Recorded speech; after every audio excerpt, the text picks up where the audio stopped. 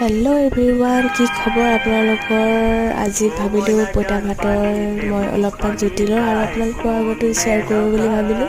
কাৰ প্ৰিয় পইতা ভাত জনাবচোন।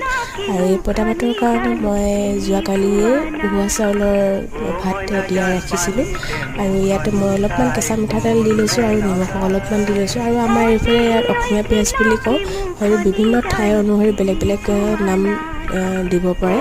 আৰু এইফালে মই আলু আৰু কণী পিটিকা লৈ লৈছোঁ আৰু এইফালে আলু মাটিকান্দুৰি আৰু কণীৰ পিটিকা, আৰু এইফালে বন্ধাকবি আলু কণীৰ পিটিকা, আৰু এইফালে লৈছোঁ কণ বিলাহী মচন্দৰী আৰু পোৰা জলকীয়া আৰু পোৰা নহৰুৰ সৈতে পিটিকা, আৰু এইফালে মাছ ফ্ৰাই কৰি লৈছোঁ, আৰু এইফালে কেইচকলমান তিয়ঁহ কাটি লৈছোঁ। এনেধৰণে মোৰ থালিখন প্ৰস্তুত কৰি লৈছোঁ আৰু মই এতিয়া খাই লওঁ। আৰু পুনৰ নতুন ভিডিঅ' লগ পোৱাৰ আশাৰে আজিলৈ bye bye, take care all.